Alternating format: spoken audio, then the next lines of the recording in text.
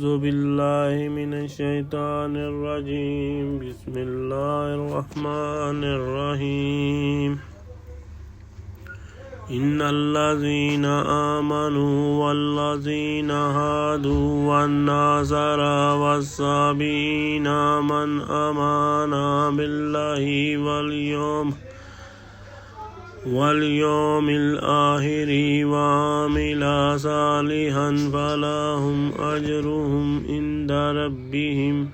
ولا خوف عليهم ولا هم يحزنون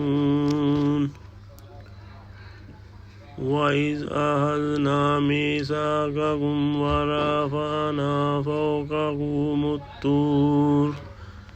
خذوا ما آتيناكم بقوة واذكروا ما فيه لعلكم تتقون ثم توليتم من بعد ذلك ولولا فضل الله عليكم ورحمته لكنتم من الخاسرين